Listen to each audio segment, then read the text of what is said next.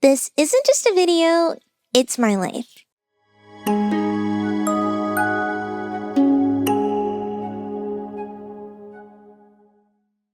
I posted this screenshot of my Steam library a few months ago on Twitter, and people were confused. They were wondering if this was some kind of joke or meme, but it's real. I really do not have any actual games in my Steam library, and this is because I don't really like games. In fact, I think I might hate games. And by the end of this video, you might too. So you mean like video games? Yeah, they're part of it, but actually it's almost anything that you could consider a game. Okay, so you don't like games, but when you were a kid, did you play hide and seek? Playing hide and seek was actually one of my strongest memories. I remember hiding behind the rocking chair in the living room and just staring at the wall and starting to wonder why. Why am I here? When you were a kid, did you ever have a moment where you were like, if God created me, then who created God? And am I even real? Let me know in the comments below, but I had that moment sitting behind the chair. I was probably 4 years old going, what am I doing and why is this happening? It honestly just felt boring. Even when I was seeking, I was like, okay, well, what if I don't find you? I don't know. Okay, so yeah, hide and seek can be a little boring, but what about something with more going on, like a board game? My grandma actually loved board games, and growing up, this was her way to connect with all of her many grandchildren, Catholic family, lots of people. And she was very exact about her games that she had for every single age. It was very much like, oh, this game is for 5 and up. You can't play it if you're 4 3/4. I remember one where you were building these caterpillar-looking guys. You had to spin things to add pieces to it. And I remember just sitting there like, can't I just build it? Can't I just add the parts together? I just wanted to make my cute little caterpillar, but I wanted to have him have a name. I wanted to have him walk around. There was one called Mousetrap. And I remember when I finally got old enough to play it, I was excited for all these cool traps and stuff. But no, you just had to spin a thing, draw cards. There were all these rules, and it wasn't actually some big booby trap like I thought it was. There's so much to sort out, so much to shuffle. It honestly just made me feel overwhelmed and tired even thinking about putting the board game away. The only good thing was that for some reason my grandma always liked to get us bagels when we were playing board games. That was fun at least. Okay, well these were kids' games. Maybe you'd like something intellectually stimulating like a puzzle. I learned early on that the stuff they gave us in kids' restaurants weren't supposed to be miserable.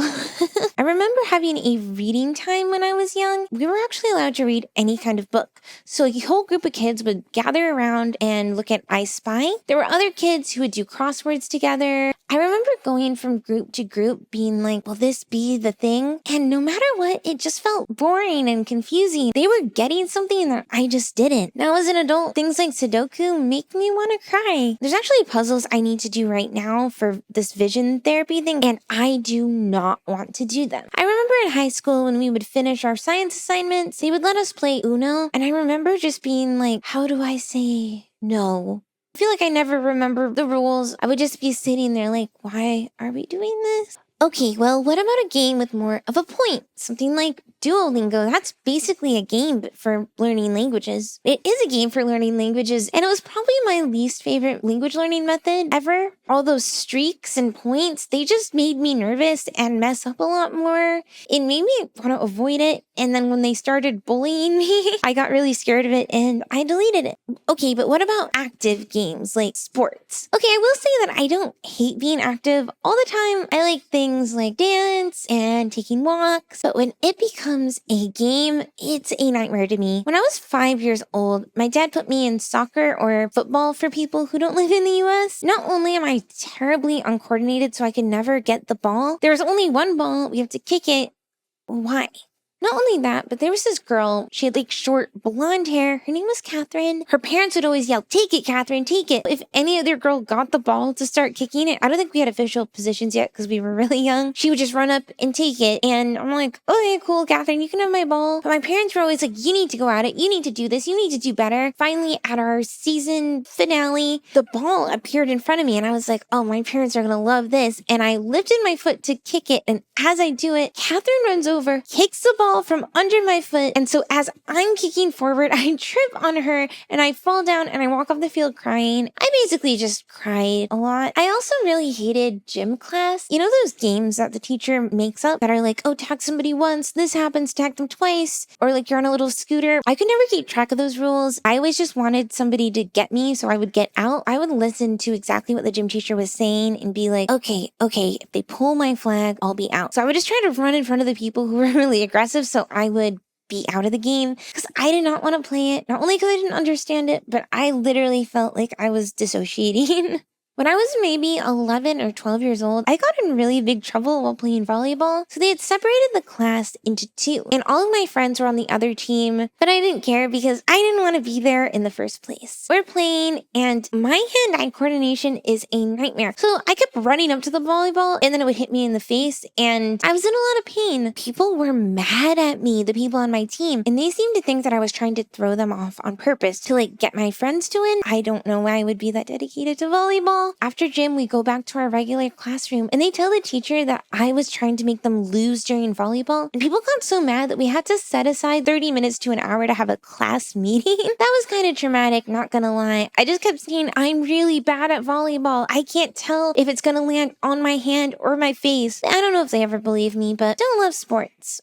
Okay, but what did you do during your free period or recess when you were a kid? Okay, yeah, this was another challenge. I moved schools a lot, and every time I moved schools, I would try to make friends with the nerds or like the girly nerds or just anybody I thought wouldn't play games at recess. But the amount of time I'd be like, okay, cool, I think I've got it. We go out to the playground and they start playing Foursquare. I was like, no. Or some kind of tag game. Absolutely not. I honestly usually would just like to walk around the field and chat or go on the swings and chat, or we would sing like Disney songs as we would swing. Our teacher would read us books aloud and we would play pretend in the field being different characters. I loved the high drama, or sometimes we would even make up our own stories. One time there were kids in my class trying to organize a huge game of basically like a tag where if you're on the ground, they can't get you or they can get you. I don't know what it was. However, they recruited my whole friend group who normally didn't play games, but I would rather just be lonely on the swings than play a game. And guess what? They also got me in trouble. We had a rule at our school that if somebody asked to play with you, you couldn't say no. I think this was trying to battle people being discluded, but for me, they turned it on its head and they were like, you have to play with us. And the people who watched us at recess made me play with them.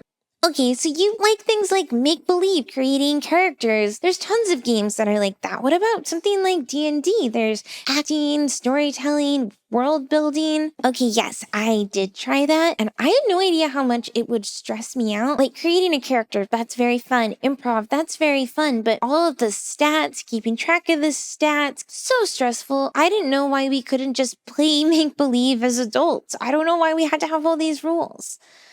So are you saying that you think you're better than a simple-minded people who need all these rules and points and stuff to have a good time? Do you think we can't be creative without them? That is not the case. Limitations create more possibilities sometimes. I actually feel like you guys are better than me because there seems to be some fundamental part of the human experience that I do not get. I feel like I'm simple-minded because everyone can enjoy something and I'm sitting there like, what is going on here? So what you're wanting is something less driven by points and rules, something more freeform. Yes, that sounds perfect. What about a cozy game like Animal Crossing? Oh yes, I do know Animal Crossing. I've watched some friends play it, decorating their house and making outfits. That is totally my jam. So you do play a game? No, I don't play it because with watching friends do it, the fact that they had to go earn money and there were like these certain times for certain events, I wanted to do everything you can do in Animal Crossing with the outfits and the hair and the characters and the houses. But, like I am a person who has a day job and I didn't want to have another job in a free time creative hobby. I also like things like dress up games, but not anything where there's judging, just like things where you can put little outfits on a character, design them on Piccrew.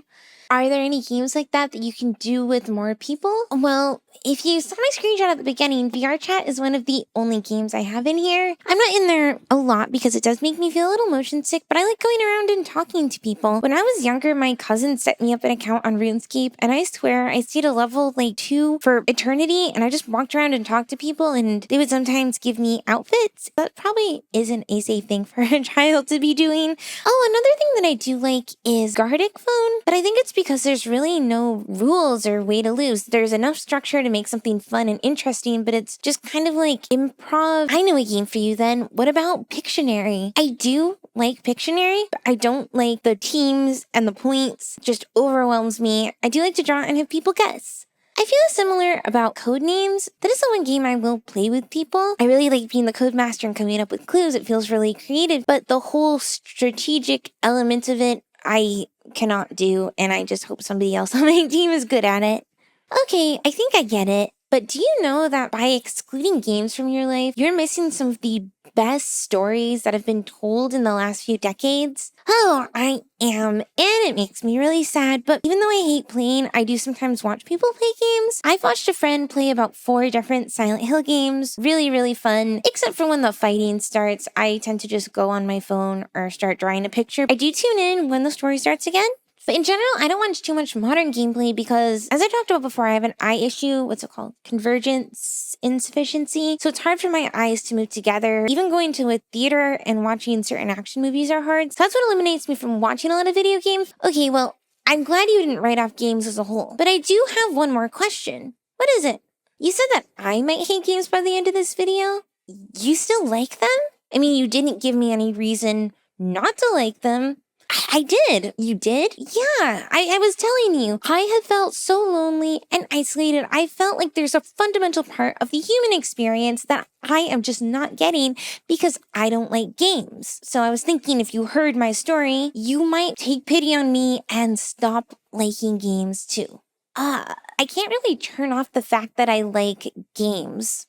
Okay, fine. Maybe you can't, fake interview person, but what about you guys? Tell me in the comments if you would be willing to sacrifice your interest or even basic enjoyment of games to make me feel less alone in the world. Hit the subscribe button if you don't want to sacrifice it, but you still want me to feel better. I'll see you next time. Bye!